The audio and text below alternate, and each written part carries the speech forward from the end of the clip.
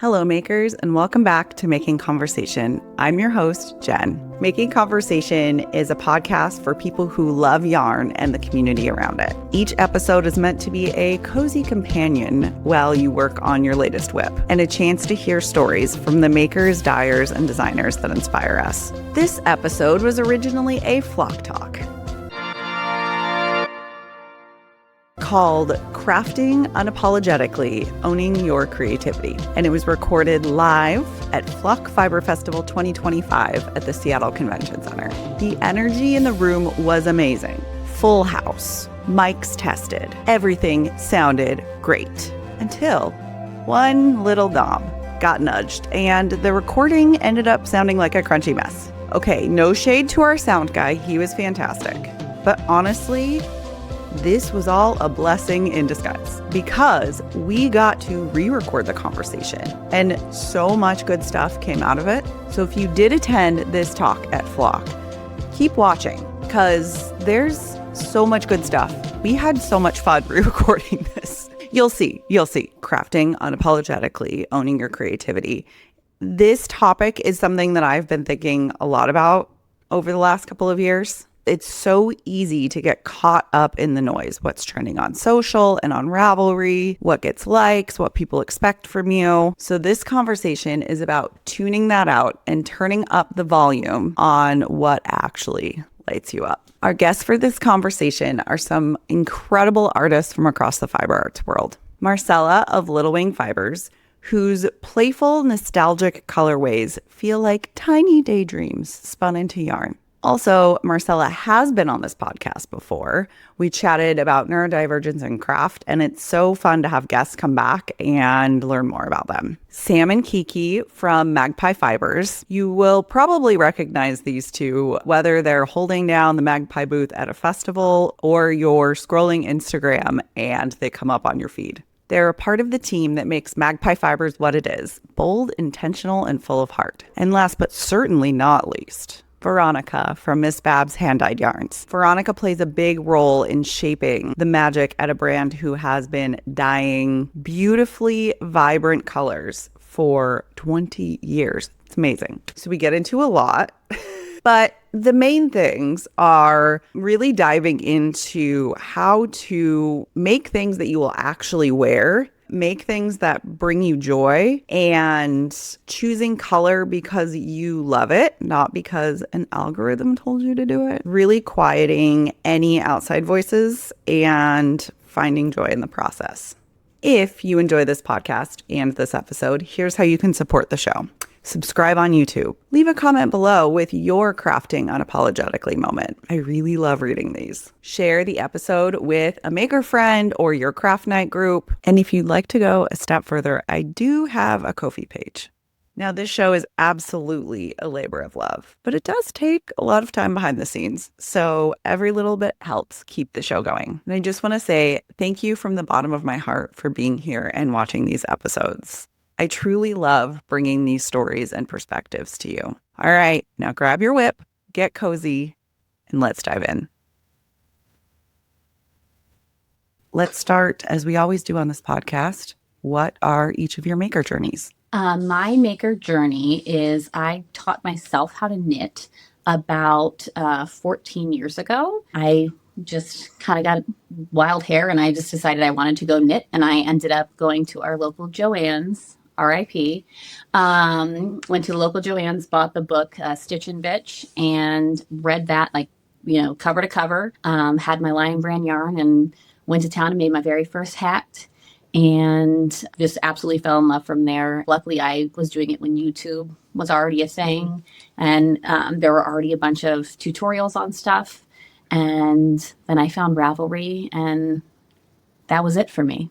I was taught by my best friend. We had met not too long before that, and she was like, "Oh, I'm gonna go knit this weekend." And I was like, "That's for old people. What are you doing?" She's like, "No, you're full of lies and slander, and I'm gonna teach you how to knit." And I didn't expect to become obsessed with it, and then I did become obsessed with it. So, yeah. Yay, Kimmy. So what is your reaction now when people say, "Oh, that's what old people do"? That's I what old had ladies the do. reaction that she had with me, where I was like, that is not real. Everyone knits. Everyone should knit or crochet or do some kind of art crafting and making with your hands. Feels good.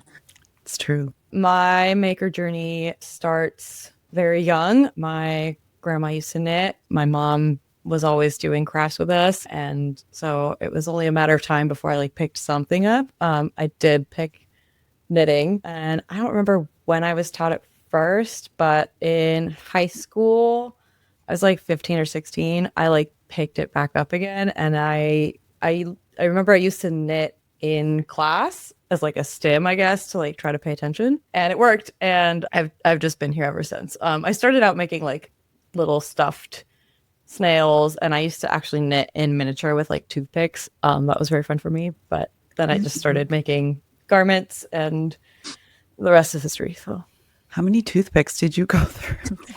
not a lot. I used them like DPNs. Like I made tiny little stockings and mittens, and I would attach them to keychains and give them to friends, and they were cute. Did you go blind? Sorry. My God. Like, My vision was better when I was 15, admittedly. That's weird. The vision of the youth. When nothing hurt, and we all had good vision. Oh, don't remind me. I learned to knit when I was little bitty, probably when I was about 5, from my mom. And the cool thing is, you guys are gonna love this. I have some of my first very terrible ombre acrylic Look at garter stitch, full of mistakes. That's my baby. I have baby knitting. I love stripes. that. Yeah. So See, this is why we re-record, because we didn't see that on stage. no. It brings in a whole new thing. And, I knit more seriously through college and started working in yarn about 20 years ago on and off, and then worked in yarn shops, and then got hooked up with the Miss Babs operation about 12 or 15 years ago. Mm-hmm. And now I've been pretty much full-time yarn ever since. When we recorded at Flock, you talked about how your mom worked in yarn shops. Yeah, so my grandma, I like to joke that I'm a third-generation yarn wrangler. My grandmother had owned a yarn shop, and my mom worked there too. So yeah, definitely been something that's been in my life for a long time. And then, my dad was also a carpenter, so I lived in a house that was being constantly remodeled. Something was constantly being created all the time. I always get jealous of that, of the people who like learn from another person. Because I like no one. My grandmother painted, and one of my grandmothers did cross stitch, but that was it. And my mom didn't get a single one of those genes, so that was not her thing. And so like I didn't like experience watching people do all of that stuff. But I've always been really creative. I always loved art, and I did lots of art and lots of crafting, and like crafting in the form of baking, like a lot, and all that kind of stuff. But I always get jealous because I feel like people who learned from either like family members, especially, but also friends, like there's stuff that you guys know that like we don't realize we don't know until we see it. Because you're like, oh, I never even thought to do that, because if it wasn't in the book, or if it wasn't on like a YouTube thing, I didn't see it. Yeah. There's some, weird stuff that we don't do we don't do anymore. Yarn shops used to have a big physical book with all the yarn substitutions before Ravelry. Oh my God. Do you guys know about this? No. Okay. We had a reference book in the yarn shop. It was huge, and it had all the different yarn brands and all the statistics about them, so that if a customer came in with a pattern and said, I have this, it calls for this yarn, I've never heard of it, you'd be able to look it up in the book and then feel like, okay, this is a worsted weight yarn, and go, okay, I can substitute with this. Oh, that's amazing. There was a book. Wow. I Like feel a like I yarn need to find I encyclopedia. know. I'm like, I need to go on eBay. Where Yeah. I know who has that. I I know. Bid Yeah. that. If you have it, please comment below. If you want to sell it, let us know your price. No. Some interested parties. I learned from someone, my ex-boyfriend's mom, the best thing that came out of that relationship. But a lot of my like learning came from the Stitch and Bitch book, which I still have back here somewhere, I think. I feel you on that whole feeling of like, there's things that I've learned even now. And I'm sure we're, as makers and just people being creative, like we're open to learning a lot. So I feel like we're constantly searching, or people are sharing, or, we're just constantly adding to our knowledge of our craft. But there are certain things that I see either on YouTube or on Instagram, and I'm like, this is so obvious. How did I not know? Yeah, I'll never forget the time that I noticed somebody was knitting something in the round and they had interchangeable needles, and their left one, they went down a size so that it was easier to slide it off. And I was like, what? How did that not cross my mind? Like, how did I not think about that? You slides off so much easier. This is incredible. But I never would have, like, without having that community around you. Well, I just learned something. You just blew my mind. Look actually. at that. I know. All right. Who else has got one? Let's go. That may fix everything, best. actually. Wow. I'm going to try that later. I know. I'm like, it's fun. Like, you can load your needles so fast. Oh my gosh. But I mean, that speaks to something I love, which is the importance of this community, of the knitting community, and getting to see those things, whether you're seeing them in person, at a yarn store, at a knit night, or just online, because like I'm interested in painting too. And it's great to watch other people paint, even if they're not giving a tutorial, right? Mm-hmm. But just to see what kind of techniques they use, what kind of strategies they have. It's so important to get to see that. Yeah. And then you can adopt all that knowledge into your own way, because whatever works for somebody isn't going to work for everyone. But I will see if that works for me. Thank you for that piece of knowledge. You're welcome. Kiki and Sam, how did you two start working with Magpie? I was a sign language interpreter for 14 years in the school system. And I had taught myself how to knit during that time. And I met Damie, who's the owner of Magpie. She was doing a pop-up shop at our local yarn store that was here. Sadly, it's no longer here. So I met her there, and I started working for her kind of part-time. Like, I was still working for the school system, but I would go to shows with her. I would come help them like tag on like busy times. Like, I would come to the studio and do a bunch of stuff with her. And she had been trying to get me to work for her full-time for a long time. After 2020 and all of the, interpreting on a screen was just not for me. I didn't love it. Mm-hmm. And so by 2021, the end of that school year, I was like, I'm done. You have me full time. And so she took me and been working full time here ever since. I was working in healthcare and was over it by 2022. I was like, I need to get out. At the time, we were ready to open the shop we're in now. I'm in downtown Frederick. And I was like, let's just take a chance. And I had met Damie, I think, at a Rhinebeck, the year that Andrea did the stone crop. Oh, yeah. Because I saw her in line. I saw her in line with the cardigan version, and I was like, your sweater's so cute. What is this? How come I haven't seen this in the cardigan version before? And she was like, oh, actually, this was not supposed to be a thing. So this was her first test, and then she wanted to make a pullover. And I was like, oh, that's so smart. We were talking. And I didn't realize that it was Damie, because at the time I was living in DC, so I wasn't as familiar with everything that was over here. And then I would see her periodically at shows. 2020 happened, and then 2022, I was like, I'm all done. And she was like, yeah, come on down.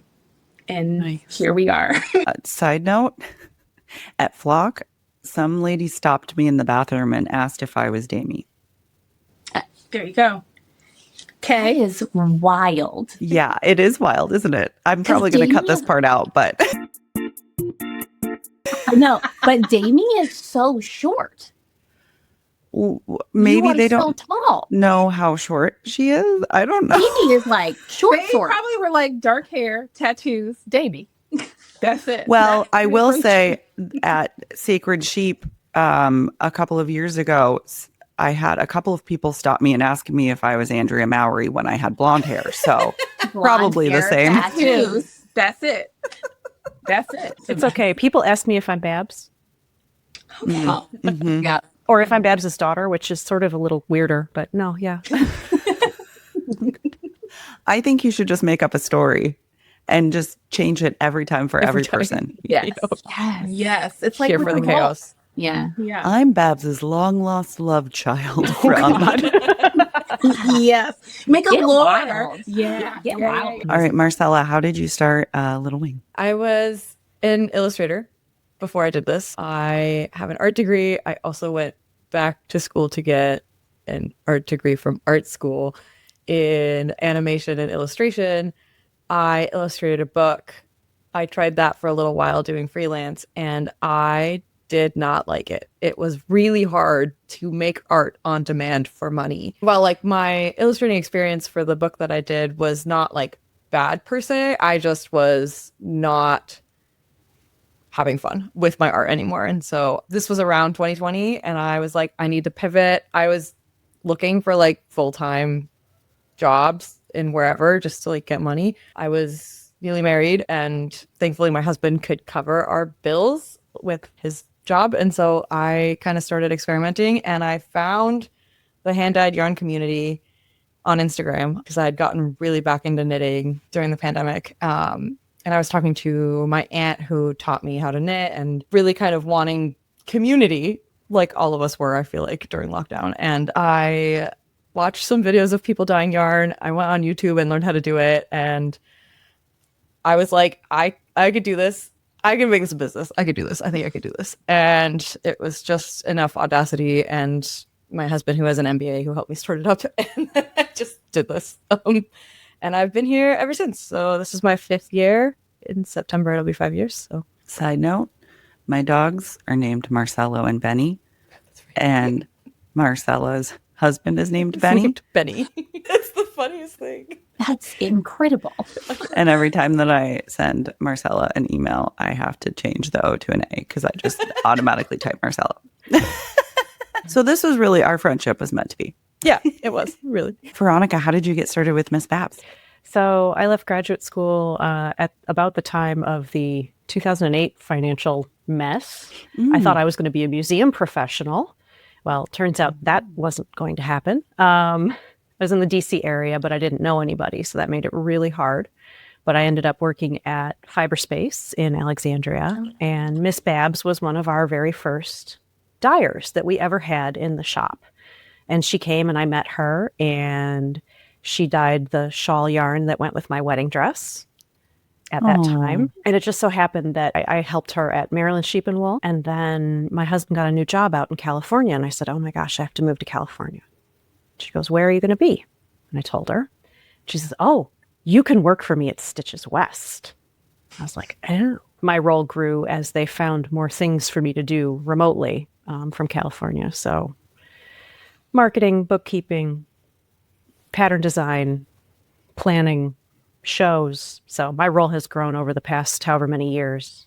And yeah, here we are. And Miss Babs is having the 20-year anniversary. That's right. This year is our 20th anniversary. So in this season of your creative life, what does crafting unapologetically mean to you right now?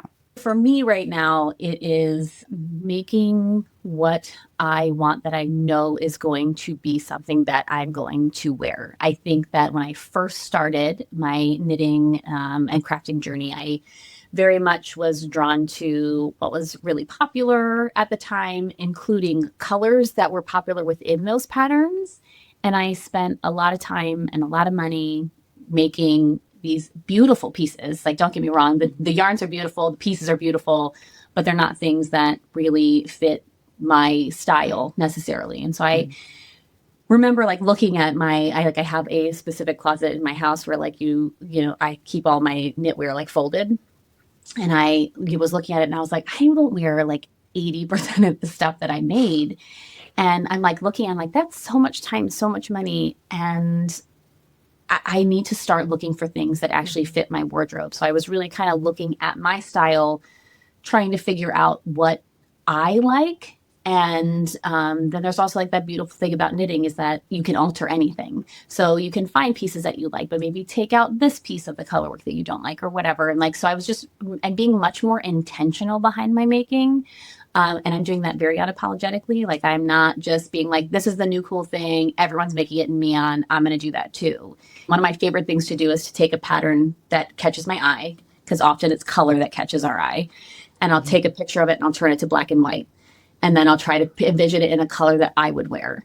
And then I'm like, does this still have the same impact if I'm going to make it or whatever? So like, it's just being really intentional about making. And I'm also very serious with all of our customers that come into the shop. I hear so many people say, I know, but like, I just feel like everyone keeps telling me I need to like move out of my comfort zone with color. Why? Why? If you love blues and you wear the crap out of blues, buy that blue, baby. Like there's a million blues out there. You can have every shade of blue that ever existed. But if that's what brings you joy, if that's what makes you happy, and you're going to invest all this time, all this energy into this final piece, you want to love it. So that's what I'm doing very unapologetically. It's just making with intention and slowly. Like that's what it's about. Like, you don't have to jump into any of it. I've been knitting now for 11 years. And so your interests change, your wardrobe, your body, everything is changing. So you're just like, now how do I shift that into things that I actually want and will wear, and ripping things out. Ripping things out is so satisfying when you're like, actually, I'm never going to finish this sweater, or actually this sweater is dumb and I'm not going to wear it. So rip you out, wash it, and reuse that yarn that you spent that good money on. It's very expressive for me. I feel like, as a Black woman, I'm kind of expected to fit or check off certain boxes for people. So for me, it is very nice to kind of just let go and be like, I'm going to make this because I want to, and you can't stop me. That's it. I'm the boss of my own stuff. Yes. I feel like there's layers to this for me. As a dyer, as a recovering people pleaser and perfectionist, just making whatever I want. I feel like I've gotten more unapologetic in my like color choices, in my theme choices, because most of my yarn is based on like video games, anime, movies. And when I first started, I was like, what do I think other people will vibe with? And now I'm like, what do I feel like making? That's been a journey, because coming from making art like for a client to literally having this business where I can do whatever I want, and I should. It's been a journey, but I feel like I'm kind of finally stepping into like where I feel really, really comfortable, and it's making colors that I like. And if you don't like them, you don't have to buy from me. But a lot of people do like them, which is great, because then I have found like my people. But then like in terms of my own making, I now like choose colors very intentionally and like make things that I know I will wear, that I like, even if I already bought that color. It's like I like it, or I like a fingering weight garment, and just because everyone's knitting DK weight garments, I'm not gonna like go buy those patterns because I like the drape of a fingering weight. When I started out, I started making shawls, which is fine. I just don't really wear them, so like I don't make those as much anymore. They're fun. They're really fun. I've made them for like sample purposes, but like I mean, if I'm not gonna wear it, I'm probably not gonna spend time making it. So yeah. All the shawls that I made, I wear them like scarves, which is fine, but I don't wear them as a shawl. Yeah. So I wear, there's a couple, there's like shawl styles that I feel like wraps I can wear as scarves a little bit easier, but like there's certain triangle shawls that look really like the ends don't quite come all the way over, so I can't like wear them the way I want to. So I stopped making those. Also, it's important when you are building a brand, as somebody coming from a marketing background, especially if you're a small business, people connect with your product because they connect with you, right? And so if you're making for others, it's not going to be as cohesive. People are going to feel that energy, right? So I'm glad that you're doing what you love. Because every single person that I have interviewed, like at their yarn shop, I ask them why they choose the colors they do, and they're like, because I like them. If you're going to be surrounded by those colors day in and day out, you may as well like them. So that's kind of my approach now, is like, if I'm going to have to be dyeing the yarn, I don't want to stare at something all day that I don't like staring at. Like lately I've been doing less neutrals, and I love neutrals personally, but like I would rather look at color all day. So Yeah. Oh, I yeah. specialize in not neutrals. So there we go. Part of what we do is so much color, and then what ends up selling is so much neutral. The number one color I sell is a neutral. What color is your number one seller? It's a color called white peppercorn. It's off-white. Oh, For real. Because it goes with everything. This with everything. but you have zombie prom. I know.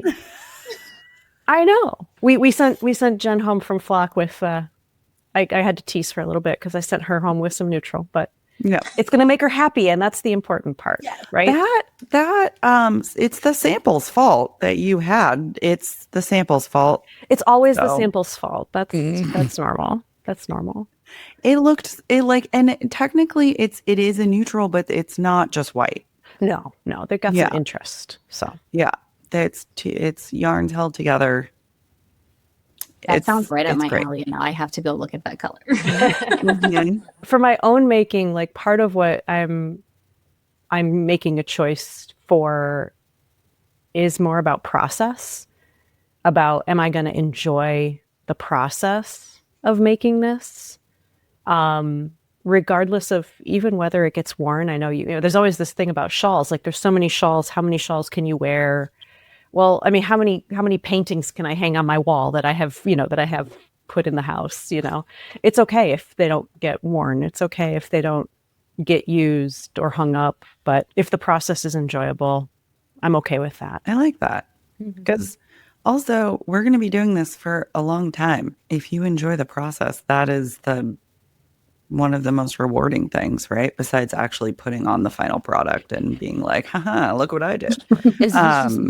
But yeah, the process is a big reason why we do what we do, right? Right. How do you recognize when outside voices or expectations are creeping in and influencing your work?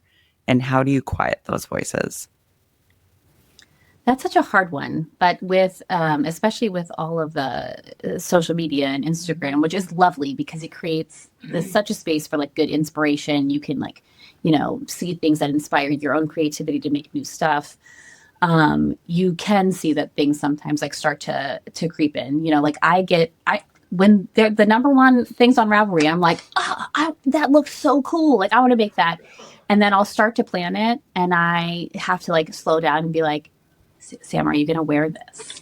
Are you going to wear this? Or I just slow myself down and be like, how can you, if you really do want to make it, if it's going to be something that's enjoyable for the process of knitting, how do I make it my own? And so it's just like about slowing down. I'm trying to slow down as I get older. Something, because I am also very much a people pleaser. I have a hard time saying no. And I am in my therapy journey and I am working on it. And so just I constantly am asking myself introspective questions now, which is, am I doing this for me? Am I doing this for someone else?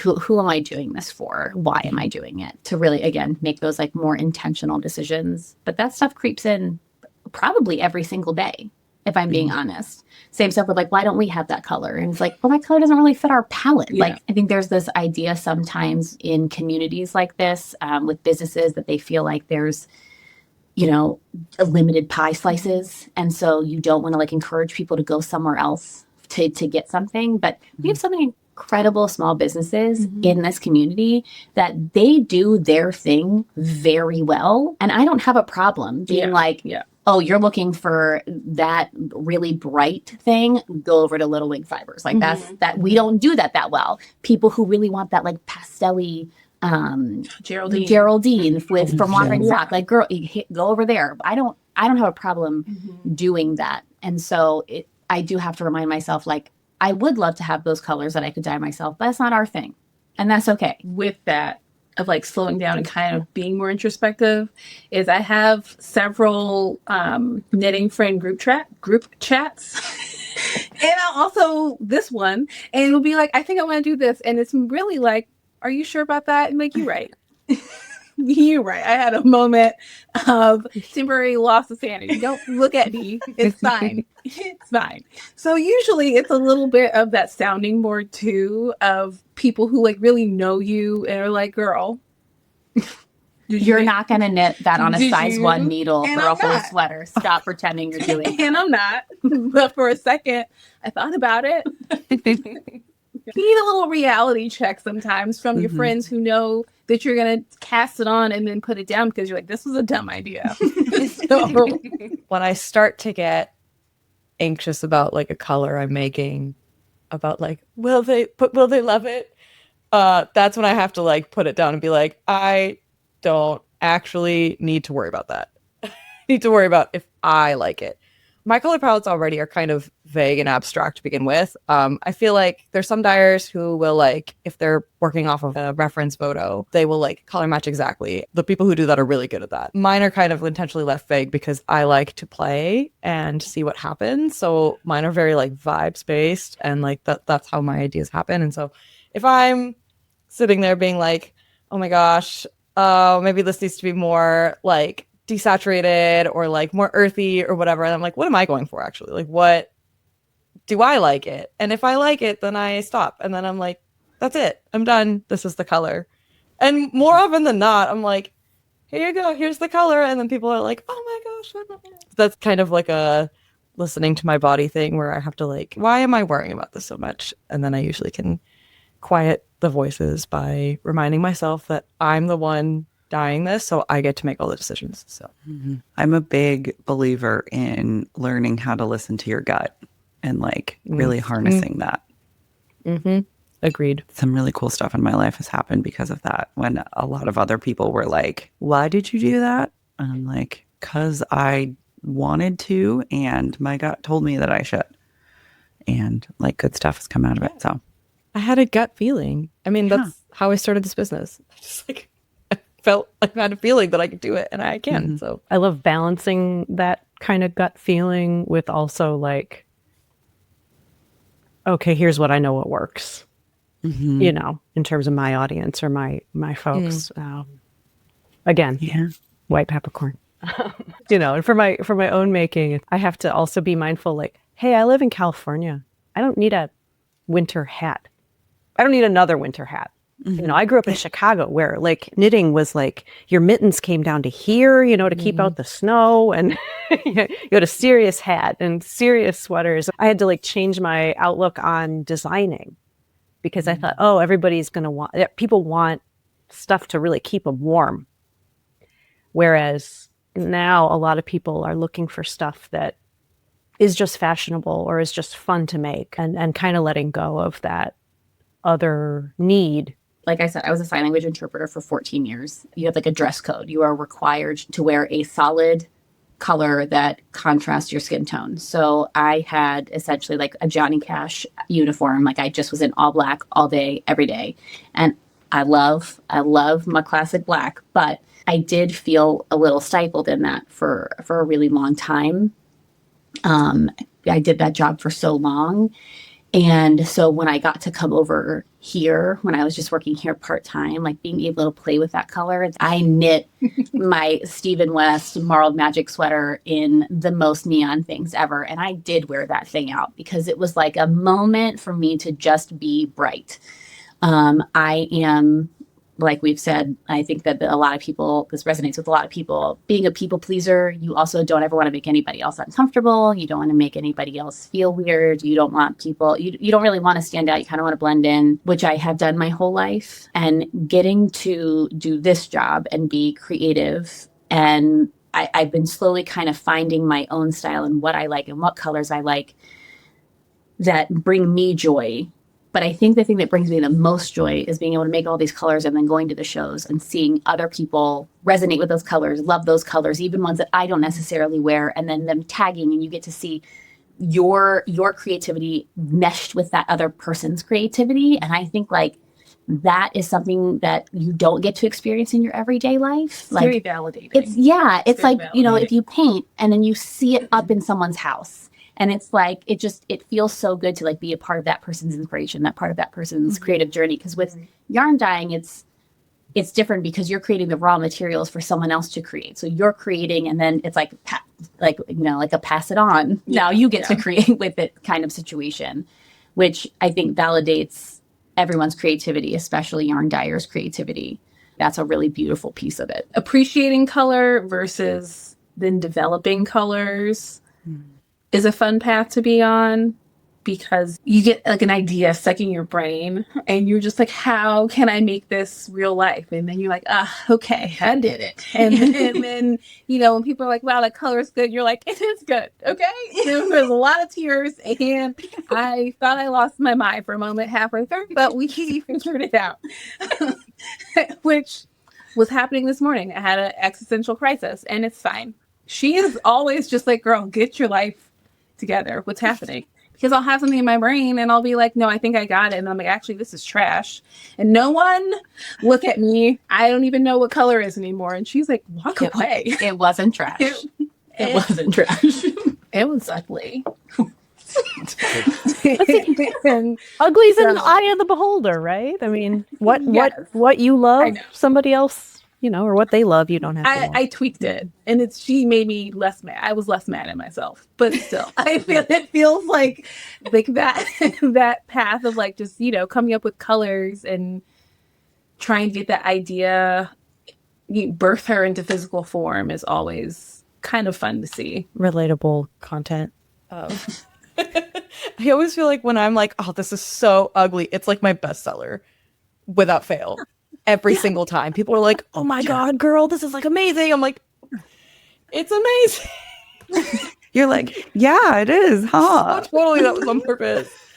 I would like to thank my liberal arts studio art degree for being able to be like, yes, I meant to do that. That's a design feature. The whole time. It is, yeah. The whole time. And I can explain to you exactly why. I see this as I'm surrounded by like K-pop photo cards and illustrations and stuff where it's like I feel pretty at home kind of expressing my like aspects of personality that tie into my creativity and have for like a long time, I feel like. I mean, I did go into like art, like I've always been almost like expected to do this with myself, but with like knitting specifically, like not just like dyeing yarn, it's like I feel like I can kind of explore aspects of, I don't know, my personal style, which often is not reflected. Like, I feel like my room, what I surround myself with, the music I listen to, like everything outwardly like surrounding me is usually expressing my personality and the things I like. But the way I dress historically does not. Like Sam, I wear a lot of black, and I used to wear a lot of black because it was just like easy, because I'm thinking about it out here. I don't like think about it for myself. But like lately, because I've been making things with colors I like, or yarn that I like, or yarn that I make, like this is with my yarn, I feel like I can kind of express myself more with personal style, which is a really, really fun journey for me. Also with like picking samples to make in my yarn to like show people, and like how to like, it's a new creative muscle I'm flexing of like how to style that. Cause I did not really like grow up with like an interest in like fashion per se, but in, being a yarn dyer that's like fashion adjacent. And so that's been a really fun journey for me, figuring that whole thing out. And also like playing with silhouettes and, things that I did study for like character design classes in art school, but in real life, and it's really fun. I'm trying to think about what parts of my personal self come out in that kind of creativity and come out in other places, because I'm one of those people that's going to wear all black all the time, and I kind of actually have to tone that part of myself down professionally, or I feel like I should, Do what you want, but also like I'm giving you permission. Also, like what I enjoy doing with knitting or design or painting or any of these things is getting to find the other things that bring me joy unapologetically. So if I want to have bright yellow or, some of these really exuberant, fun kinds of colors, I can be like, okay, yeah, I can also have this. It doesn't have to be this or that. You Right. can have both. You can have both. And I want You don't have to have one style. and I want to come back to what you said, Sam, about seeing what people make with what you've created. And it's so incredible to get to make that connection. We just came back from 2 events, and getting to see not only people using our yarn, but like making something that I designed was just, it just blows you away because you're like, oh my gosh, somebody cared enough to spend all that time with me. Yeah. Color is got all that emotional range attached to it, and it really touches people. We have people come to us at shows and stuff and say, oh, this really brought me a lot of comfort in a really tough time, or this really brought me a lot of joy. And I think that part is so cool to get to see. For sure. The part of making that I feel like it has really taught me is how to slow down and how to rest. For so long, I would feel guilty for like sitting down and resting, right? Like I always felt like I had to do something. So then picking up knitting for me was like, okay, I'm doing something, I'm being creative, I'm creating something, but I'm still sitting here resting. When I've told that story, a lot of people resonate with that. I have to be moving. I have to be doing something. And I am in a similar boat, like just like trying to slow down. You have so much to do. I have, 2 kids, the job, there's so much to constantly be doing. But if I'm like, well, I'm still being productive, but it allows me to like sit and just do that one thing or like watch TV or whatever. But it's just like, I'm still being productive. So this is okay. And it allows my brain to rest. And I jokingly have named my anxiety. His name is Gary, and he's a jerk. And so, Gary is the worst. And I highly suggest everyone if you have anxiety, name it, because it's the absolute best. When he pops up, I will be like, not now, Gary, like about everything. So it's fun. He can't even read. He can't read. He doesn't have a GED. He's the worst. And so, because I'm being productive, Gary can't be like, well, you're not doing anything. You could be doing this. What else should you be doing? Something terrible is happening. Are you about to die? Where like, it quiets him and it's lovely. We love Gary. Yeah. He's the worst. Crafting shuts Gary up. We love it. Yeah. If somebody that's watching is feeling stuck, like they're making for other people and not themselves, what is one small way that they could start reconnecting with their own creative voice? By saying no. I'm a big no fan is of a saying complete no. sentence. Exactly. No, period. That's it. Don't beg me. Don't ask me. Don't try to bribe me. Just no. I feel like, making, as far as like sewing, knitting, crocheting, is because it produces a thing at the end. People are like, oh, you can just make me a hat, right? No, I'm not going to make you a hat. I don't come to your house and ask you to bake me a brand new cake every other day. So don't come and ask me. If I want to gift you something of like gifting my time, gifting my materials, fine. Like I'm going to make you something like as a gift, but don't. It almost feels insulting when people are like, like, can you make me this thing? No, and I'm not. And that's the sentence. And you'll never get a present from me because you asked me that. Exactly. And you keep asking, and the answer is still no. Just a no. Just a no. I think also going into your own closet. Mm-hmm. Go into your closet and look at what your ready to wear stuff is. Mm-hmm. And just seeing that will help you guide your choices. I ask people all the time in the shop, like, what color do you have the most of in your closet? Like, what is it? And I'm like, oh, so you like cool colors. Like, let's go over here. It's just easier. And also for picking out patterns, shapes. Do you have a lot of drop shoulders? Do you have a lot of raglans? Like, what is it that you like on your body? Same thing with ease. People, I know I was always trying to like, I didn't want to have to buy that extra skein of yarn. So I wanted to buy just enough to make that like, the size down. When in all reality, I realized I love a baggy, oversized, give me all the positive ease. I want to be in a tent. I love it. And so I'm like, no, I'm going to make that size 5 or 6 because that's what I'm going to wear. I love my stuff very, very oversized for the most part. And so I think really going in and looking at what you are drawn to and ready to wear will help you create a more personalized handmade wardrobe for yourself. Yeah. Oh, That's really good advice. Can I do like a tiny little plug real quick? I just thought of this. What? You can delete it if you want. No. But Jen Tell me Geigley, everything. Jen Geigley is actually working with Knit Stars this year, and she's doing a capsule wardrobe class.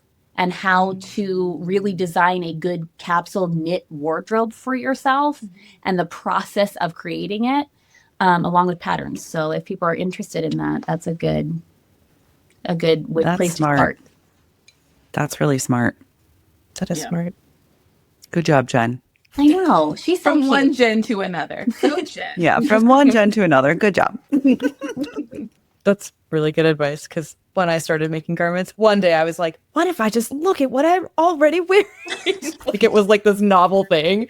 And it turns out boxy, square-shaped, oversized t-shirts with sleeves or long sleeve, like sweaters. That's all. I love a boxy tee. I really like Jessie May patterns because a lot of hers are boxy by default, and I'm a big fan. I'm gonna echo the just say no.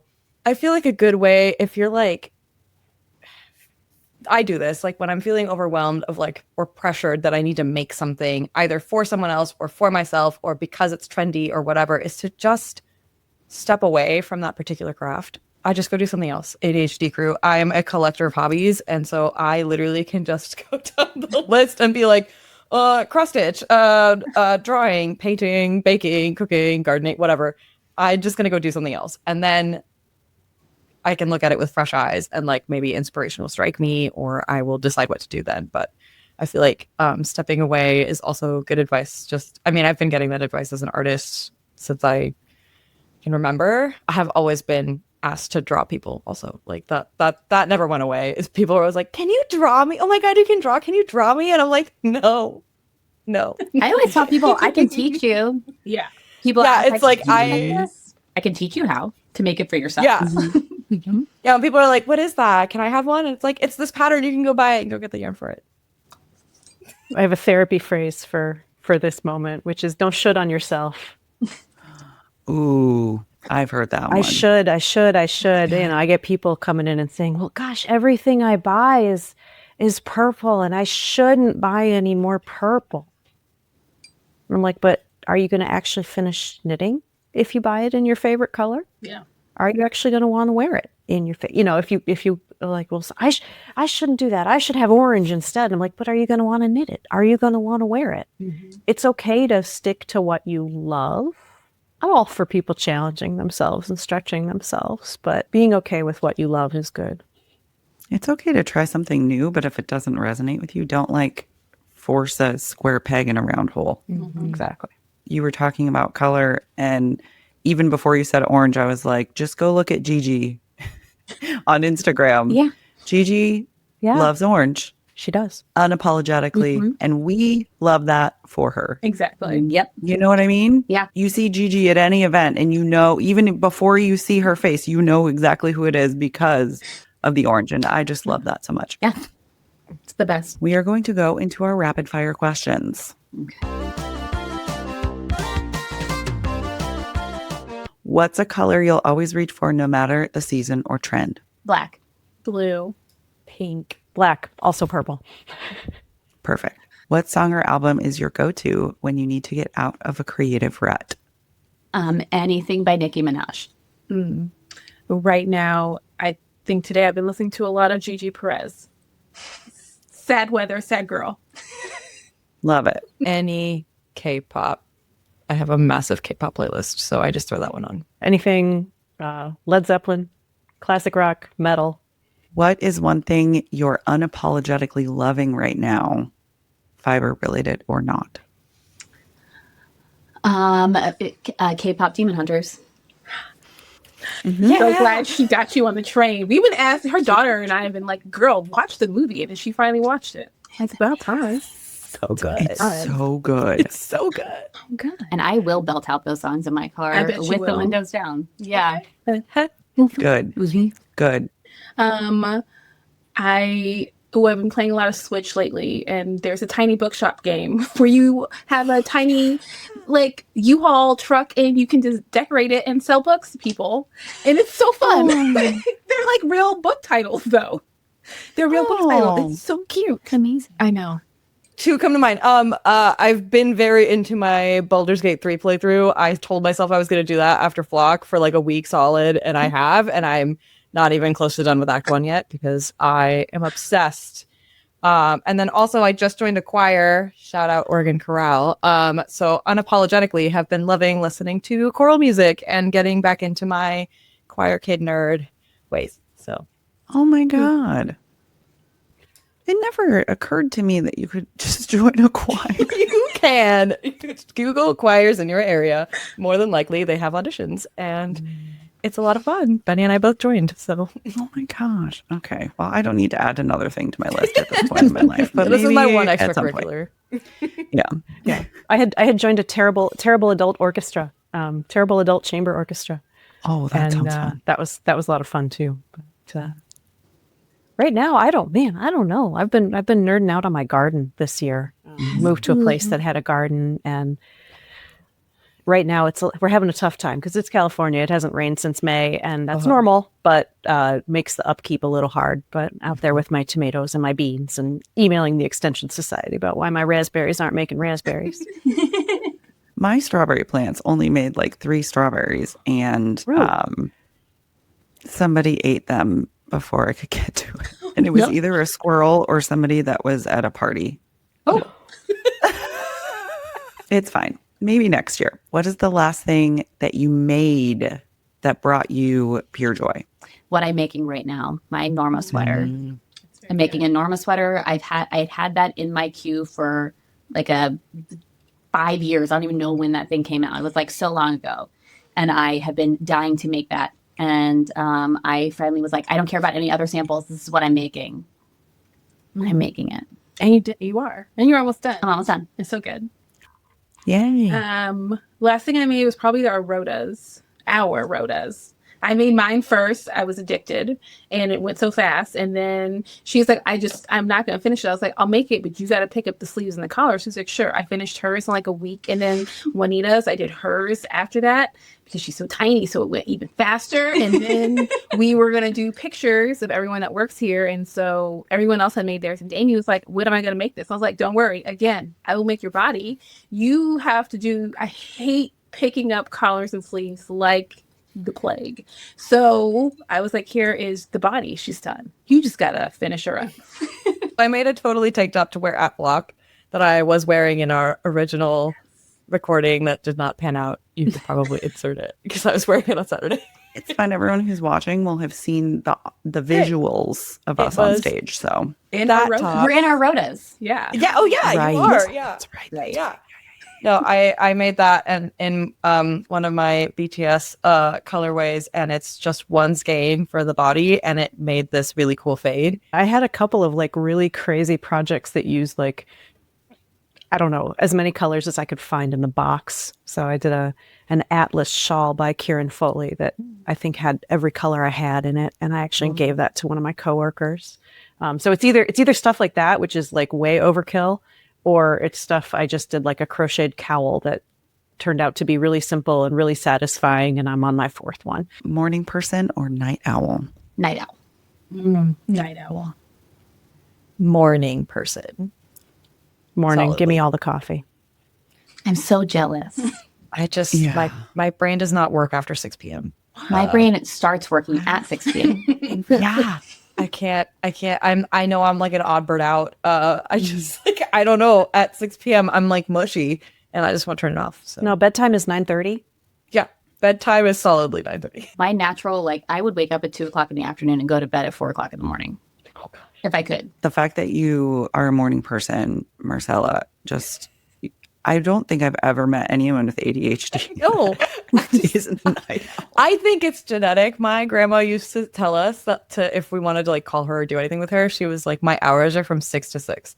So, and I Grandma really had resonate hours. with that. My hours are more like 8:30 to 6. I don't love waking up in the morning. I just kind of like lay in bed for a while watching TikToks, but morning. What is a tool or material you swear by that others might overlook? I love a knitting cord so hard. mine. Sorry, my bad. They're No, it's okay. incredible and they're super, like, I use them for literally everything. I use them to make my like lifelines. Like if I like afterthought, like lifeline, like I'll just put it on the end of a tapestry needle and weave it through as my thing, so then I can just slide all those stitches on.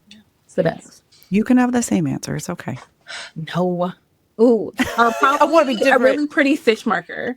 I love a good stitch marker, Mhm. and I have a few. And so I love a really pretty, like, dangly bit when you come back to the beginning of your round. You're like, look how beautiful you are. Keep going, girl. So I loved your face when she said, I have a few. You're like, a She's like a few. dealer. I have a lot, and they try to have a shame lot. me all the time. They try to shame me, but when they need a stitch marker, who they gonna come to? Me. Mm-hmm. It's So, true. I'm just saying. Don't look at me. Don't. A pair of small snips, because you can take them on an airplane and pretty much anywhere, basically, and they fit everywhere. And the amount of times that I have needed a little pair of snips. And then also, if you're a knitter and don't have any crochet hooks, get yourself a little crochet hook, because picking up stitches with a crochet hook is really easy. It's very good. Mm-hmm. I'm not usually like a gadgets person. I mean, okay, I got a bunch of stuff hanging up back here, but that's all knitting needles that I haven't put away yet. But my favorite trick, whenever it says, "Oh, put this on waste yarn, put your sleeve on yarn," I'm like, I'm not putting it on yarn. It's going on another needle, so that when I come back to it, You could I can just knit right off that needle. What is a creative risk that you are glad that you took? Leaving my career to jump into this one. Mm-hmm. Same, but also probably not swatching.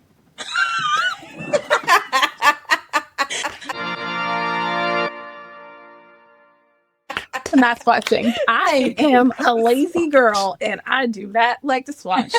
And I would probably swatch more to see like what two colors held together would come out as versus swatching for like an actual sweater. Okay. I love a good risk You should live on the edge. if we're talking about not swatching. Yes, Have I not swatched for my Rhinebeck sweater that I'm knitting right now? Yes. exactly. Nice. It's superwash. It'll be fine. It's fine. It's fine. You can adjust the body. You can adjust sleeves. Pick Yeah. less or pick up more. It's fine. I'm not worried. If it's And positive if you have ease, the cord thingy, you try it on as you go. Exactly. probably, I mean, similar, just giving up my art dream, because I told everybody that I was going to be an artist and I was going to work for like Disney or Pixar or something. Giving that dream up because it turned out I didn't like doing it. To pivot into fibers, which I did love. I would argue you are still Yes, in an art dream. exactly. It just wasn't the one that I told everybody that I was going to do, and the Right. people pleaser in me was like, but it's fine. My frontal lobe has developed now, and I'm like, this is better, objectively speaking. I'm glad I took the risk on doing some designing, because that put myself out there and be like, are people gonna like the thing that I've been made up? Is this actually worth writing a pattern? And some are more or less successful, but it's been cool. What is a piece of advice that you've heard that stuck with you, even if it wasn't about making? Oh my God. Do you have one first? Oh, I do. Go, you will. Using yarn that you want to use, as far as it will still give you somewhat of the same output of design. So when I learned how to knit, my friend, she was like, if you can't find that yarn, girl, you don't need to use that yarn. Use the yarn you want to use. So I feel like people still feel very pigeonholed into, well, the designer said to use this yarn. It's like, well, no, you can use the essence of that yarn. Like, is it non-superwash versus superwash? Is it like woolen spun versus worsted spun? So I feel like that has probably been like the most important piece to my knitting journey, is just knowing what, the wool will do and what the designer intended, and then going from there. Mine is not related to knitting. I have moderate anxiety.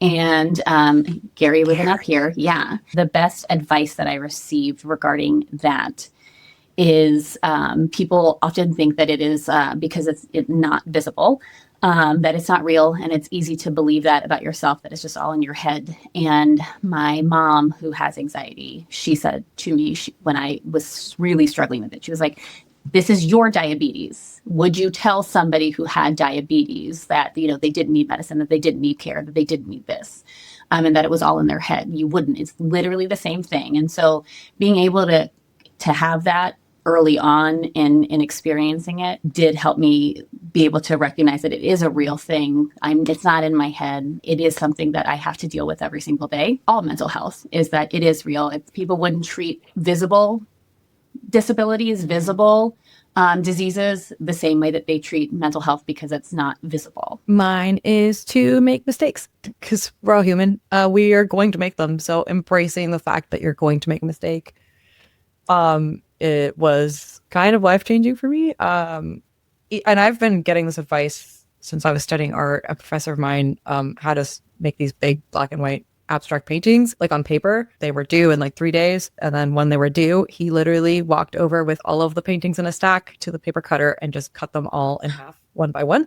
And then he's like, okay, now make 2 paintings. And that rewired my brain. I was like, well, I made it in the first place and I can just make more. So it's kind of like the ownership of the mistake. So now when I knit, I inevitably will make a mistake somewhere and I will embrace it. And half the time it's like, well, I know which way is the front now. So like, it's good. Yes. I appreciate what that professor was trying to do, but I still would have wanted to slap him across the face. It was, I feel like it was definitely like because it was like beginning painting class. It was definitely like all right, kids, let's just get this out of the way sort of thing. And it was a little bit tough love. I'll use the one from Babs, which is go slow to go fast. Ooh. I like that one. Yeah. Slow is smooth. Smooth is fast. Because, there's so many things you get caught up rushing around and worrying about being in a hurry or, this happens to us a lot of shows, we're like, oh, I'm trying to get this done. I'm trying to get this done. And it's like, if you slow down, you're not going to make mistakes and hurt yourself and, potentially have crib wall fall on you or, other, which brings me to my carpentry advice, which is, measure twice, cut once. Yes. I feel like I'm going to start yelling that at people at the airport who are like moving fast for no reason. We're all going to get there. Like, unless you're literally about to miss your flight, you don't need to be. Never mind. I can't go into it. You all get it. Yeah. All right. Last question. That is not rapid fire. So, we kind of like fell out of the quick answer, which is perfect. I love that for us. What is something that helps you reconnect with joy when making starts to feel like a job or obligation? Because it is everyone here's job, you're dyeing the yarn, you're making samples, you're constantly talking about your stuff. And that can start to, in the same way that Marcella for like creating on demand, like it starts to feel like that. I will find other yarn dyers that I love and I will purchase yarn from them and I will find something that I make just for myself in someone else's yarn to be able to appreciate and do that whole connect thing where it's like, we love to see other people make with our yarn. I want to make with other yarn that I love and that I'm inspired by. I will usually just step away from knitting for a while and just like not work on anything and then just do a lot of reading and video gaming. I've been really into Mahjong lately, so don't mind me. I will also step away. That's like a go-to for me ever since I was illustrating too. Just like stop looking at it, stop doing it, do something else. And what I step back to is usually the stuff that would spark creativity and joy when I was like a kid or a teenager. I will watch like an old TV show that I used to love or play an old video game. I love revisiting my old video games. I still have all of my like DS console, like my GameCube, my PlayStation 2. Like I will just boot those up and play them and feel like a kid again, even just for like a little bit. And that usually kind of puts me back into a nice mindset. I love to start a new project, whether, that's something from our yarn or somebody else's yarn, a totally different project that's not yarn at all, different craft. I kind of love paint by number. I was like an obsessive colorer as a child. Like I went through some serious crayons. So I kind of love just not having to worry about what I'm supposed to be doing. It tells you what to do. Okay, we're going to just fill in the blanks. I try and alternate weights of yarn, colors, types of things that I'm making, and how long they're going to take.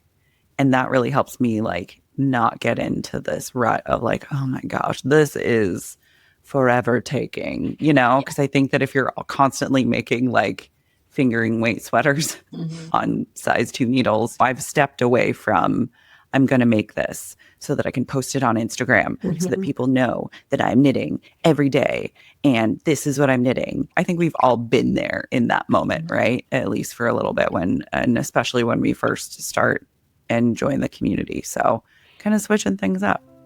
It's important. Thank you so much for taking the time. I am so glad that we got to re-record this. Some new things fell out of it. So even if you did see this at Flock, you are hearing new things. Congratulations. And it's good to see everybody again. Yeah, it is. Yeah.